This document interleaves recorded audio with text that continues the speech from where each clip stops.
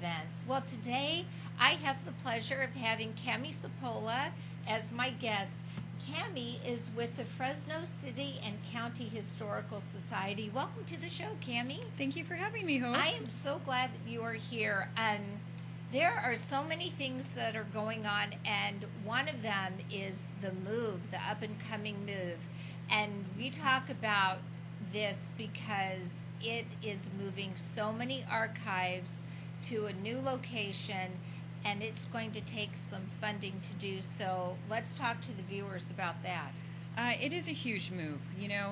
We have over 150 years of Fresno County history that we have been caring for and been the custodians for, and it's a great time to be moving those archives. We're running out of space at the current location, and in our current economical and climate, it's time that we put them into a safe spot for future generations. So we are moving them from out in Kearney Park at the Kearney Right. Mansion.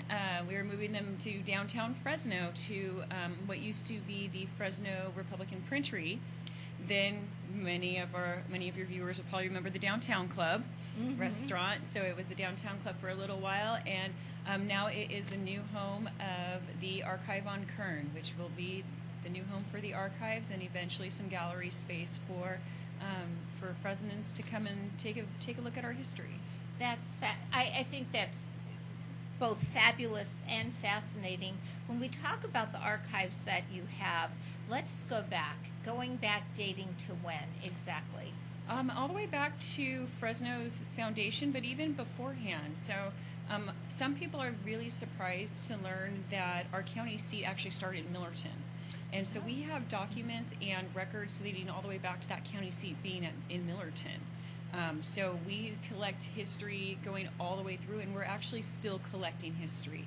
We've got a huge oral history project that we are working on launching hopefully sooner rather than later, where anyone in the community can come in and give their family's story, give their history, and we'll digitize their photographs for them, give them copies, and then we're going to keep copies for ourselves for future generations. I think, to me, that is the win-win for the community. There's no question about it, because you are able to really trace back your own family roots and then move it forward to the next generation to come.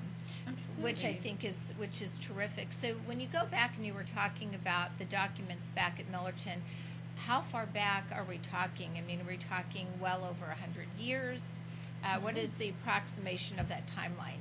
We're looking at the mid-1800s. Okay. So mid-1800s is probably our earliest documentation, and then we move all the way forward, like I said, to today. A bulk of our historical, like ephemera and images, come through mostly that mid to late 1800s period up into the 1960s in there. And then there's a little bit of a jump. We've got good stuff from the 80s, but we're really trying to fill in a lot of the holes, and pretty much asking the community to help us do that. So you also need an outreach from the community if there are people that have anything that they feel that would be advantageous to put into to the foundation. How would they then reach out to you? How can they say, oh, I found this or I have that? So our process at this point is basically they would get in touch with me, and we are a little bit meticulous in what we consider to be taking at this point in time. We get a lot of people who say, well, I don't know where it came from or whatnot, but it looks old. Right. Which is great. We're not devaluing Right. that, but really it's what tells the story of Fresno. Just the other day I had a phone call from a woman who asked if we wanted some yearbooks and some minutes from an organization that she was with, and it's those kinds of things we do want, because you never that is part of Fresno's history, Right. But it's a hard. I think it's hard because we definitely don't want to be devaluing anyone's items, Sure. but we also have to keep it very relative to what's Fresno. Well, I'll have to reach out to my friends at Fig Garden Women's Club, because they're 103 years old, and that's their history. And that building has been around for a very long time, too, on Van Ness. And I do know that we have some wonderful, wonderful things, and hopefully we can contribute somehow too, I think, which would be wonderful. But do you have anything from the Laval family? Because I just, there's so much history within that family. We do. So the president of the Fresno City and County Historical Society is Elizabeth Laval.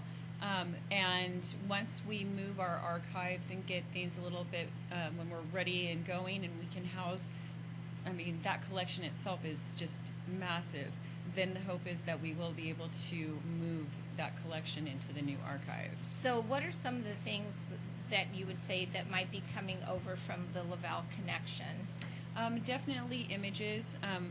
But also there's, and this kind of goes back to one of your other questions, if people wanted to donate things, like including the Laval collection, but didn't want to give them up, that's the beauty of some of the projects that we're looking to launch, is that we will digitize those items and keep the digital copies for ourselves for future generations, and then give folks back their copies. Yes. And I know that the Laval Foundation has been working for decades on trying to digitize the massive collection that Pop had. Right. So, in that, what a treasure trove. Right, right. Even just the old cameras and film equipment and whatnot that is within that collection I haven't even delved into a small portion of it. There probably is a great deal to delve into on that, I'm sure. Absolutely. What about the Saroyan? Going back to that history, do you have things that are going to be carrying over? Because these are names in the valley that people recognize and may say, hey, I just want to take a look at, this from the Saroyan family. Yeah, we have some information. There is the Armenian Museum itself has more of the Saroyan and other Armenian history, but that's one of the beautiful things I think about the Historical Society is working with other organizations that have items that if we don't have, we can direct people to, and that happens quite a bit. We get people who say, oh, well, I'm really interested in this. Do you have any information? We can look through our inventory sheets and we can look in our copies and say, you know what, we don't have it, but here's resources on where you could probably find that. And that's kind of our goal. If we can't answer your question, we want to be the one who can tell you who can.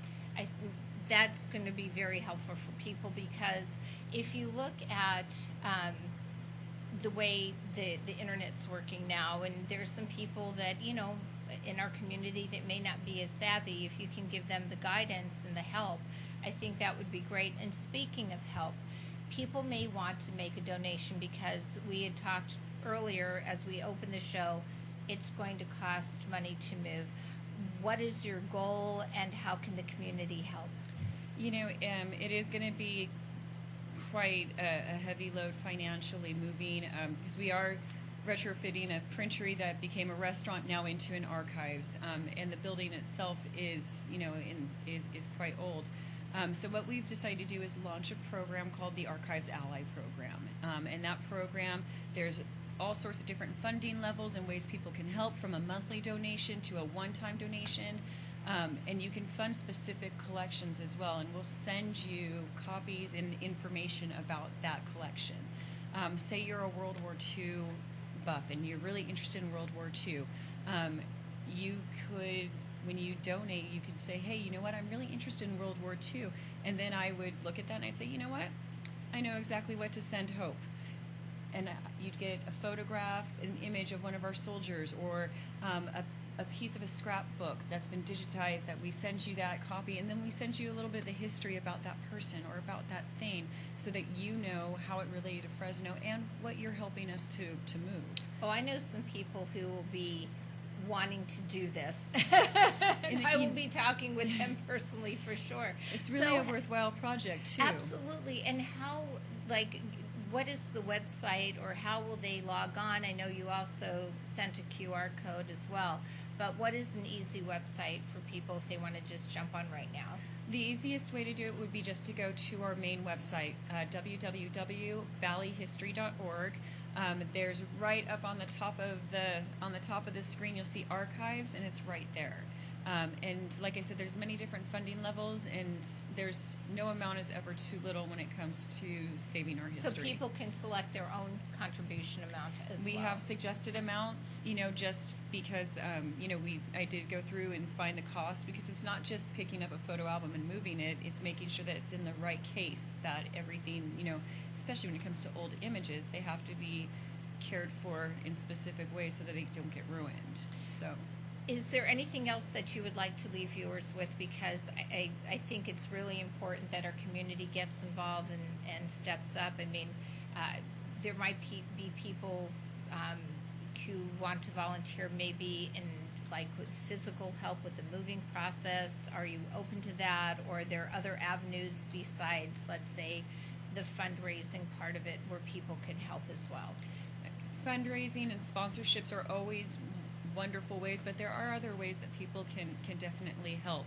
I would suggest also going to the website valleyhistory.org and click on volunteer. There's information there that goes right to our office administrator, and she can match people with projects that might be more up their alley. So it's not just one, you're just going to go out and do whatever we say, but, maybe you are more interested in research aspects or in cleaning aspects and things like that. It's, we really do want the community to be involved and to feel like they are a part of this, because they are. Absolutely. And they're making history. We make history every day. For sure. And, just also in closing, I just want to recognize the summer camp that you are doing for children in this community. Can you tell the viewers just a bit about that? Yeah, absolutely. There's a summer camp at Kearney Mansion, and it's a week-long summer camp. Kids can come for just one day, or they can come for the 4 days. It's not a full week, but almost the 4 days. It's a full day camp, $400, but they're engaged in activities all day long. Reptile Ron's going to be there. They're also going to be able to take a trip out to the African American Farmers Demonstration Site and learn about agriculture here in the Valley. I mean, the Valley is known for agriculture. Yes. So that's a really great opportunity for kids to learn about that history, but then also learning about our Native American community and the importance of basket weaving and caring about the land. And then, of course, there's always fun stuff like seeing the fire truck and, the mounted sheriffs. And, so there's a lot of fun activities, a lot of great learning experiences. And it's really unique. It is very limited in space, though, because of all the unique activities the kids are going to get to do. But that is also on the website as well. And then finally, one of the exhibits you have now is the Chinese cultural exhibit. And tell us a little bit about that. If people would like to just, with this hot weather we're having here, sometimes it's nice to be in an air-conditioned building and do something that's enriching. So let's talk a little bit about that. And Kearney Mansion is air-conditioned. So out at Kearney Mansion, we do have our From China to Fresno 150 Years of Cultural Journey exhibit. That is going to be out there through October, and then we will be moving that exhibit to the Kern Street location. And it will be even bigger at the Kern Street location because we have more space. The exhibit is beautiful. It's a collaboration between the Fresno City and County Historical Society and the Chinese Benevolent Association. And basically a lot of the items that are within that exhibit were found in Chinatown during the urban renewal in the 80s. And a lot of the buildings were being leveled and destroyed, and the items were just left in disrepair. And so the Consolidated Chinese Benevolent Association and a couple other organizations gathered up whatever they could and needed a place for them to live. So they came to the archives, and they came to the archives in a state of disarray, covered in mud, some fire damage, but we housed them, packaged them, and then when the CCBA came to us last year and said, it's about time that we got some of that stuff out and had an exhibit, we were more than thrilled. So it took a lot of time, effort, and cleaning, but we've got items that I think the oldest one, Hope, is dated back to 1891. It's incredible. That's incredible. And when you go in, you get to learn about the Chinese history here in Fresno and how, really, if it weren't for Chinese immigrants being here and forging the railroad, Fresno, it would have taken a lot longer for Fresno Sure. to exist. Sure. So learning that history and then bringing it all the way forward to today is it's something to see. I get very passionate about it because that history is just, it's beautiful, and it's a really great exhibit. Well, I thank you, Cami Cipolla, for sharing your passion. And folks, we're going to leave the QR code up on the screen as we close out. But again, if you can just take some time to go on and log on, again, you're helping the community continue our rich history and sharing it with the rest of the valley. It's for a great cause. Again, you're helping the Fresno City and County Historical Society. And if you have any questions, just again log on to their website, and that is valleyhistory.org, and just take a look and see what you can do to make that difference. This is Hope Rosky with Business, Arts, and Events.